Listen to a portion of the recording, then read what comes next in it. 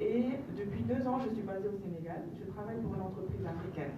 Je peux vous dire que demain, je dois prendre la parole pour soi-disant inspirer ces jeunes-là, et j'espère que j'arriverai à le faire.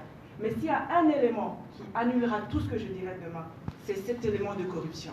Pour qu'il y ait corruption, c'est qu'il y a un corrupteur et un corrompu. Qui sont les corrupteurs aujourd'hui? Et surtout, qui sont les corrompus aujourd'hui?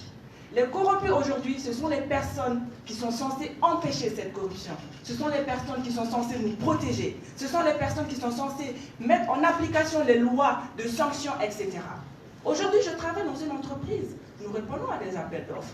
Nous voyons toutes ces personnes que, même pour signer un document pour lequel ils sont payés par nos impôts, demandent qu'on leur paye de l'argent d'avance. Nous voyons que l'argent que nous devons payer en tant qu'entreprise, qui doivent servir, non, je suis désolée quand j'en parle, j'en tremble. C'est un sujet qui me donne envie de vomir. C'est qu'on est dans un système qui est pourri jusqu'à la moelle épinière. L'argent que les entreprises payent, qui doivent aller dans les caisses de l'État, c'est cet argent qui sert à construire nos écoles. C'est cet argent qui sert à soigner nos malades, à prendre soin de nos hôpitaux. C'est cet argent qui nous aide à construire et à bâtir nos États.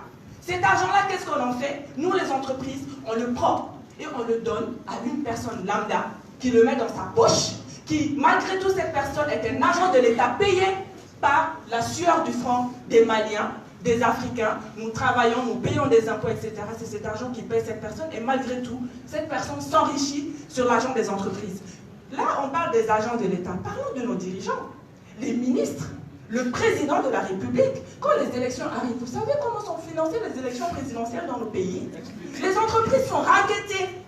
Vous ne payez pas? Ok, pas de souci, on verra le prochain appel d'offres. Comment ça va se passer? Donc je suis désolée, on peut se tenir tous les grands discours ici si vous voulez. D'accord? Au quotidien, nous sommes confrontés. Là, les agents de police qui nous arrêtent, qui prennent 2000 francs. Hier, je suis arrivée à l'aéroport, la douanière qui me dit oui, vous avez plus de 3 tissus dans votre sac, c'est 10 000 francs les frais, etc. Ça me gêne moins. Ça me fait mal. Mais ça me gêne tellement moins quand je regarde ces personnes que je vois dans la rue, qui occupent des positions, qui signent des grands papiers tous les jours et qui sont censés nous protéger, qui sont censés mettre en application, montrer l'exemple. Ce sont ces personnes, à commencer par les premiers dirigeants du pays, qui sont corrompus jusqu'à la moelle épinière. Ils se servent de cet argent-là pour se maintenir dans leur position, etc. Bien sûr, nous avons tous un rôle à jouer.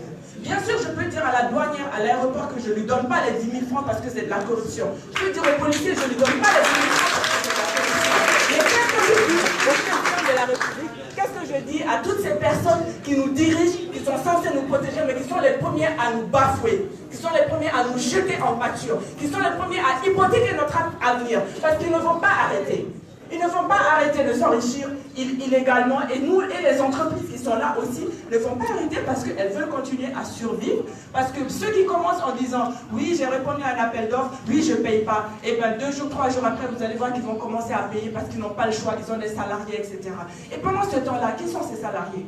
Ce sont ces jeunes qui sont tous dans cette salle, à qui nous sommes en train de dire croyez au Mali, croyez en l'Afrique, croyez en l'avenir, n'allez pas sur les routes de l'immigration, etc., etc. Mais qu'est-ce qu'on leur offre comme option? Qu'est-ce qu'on leur offre comme option? Quelle sanction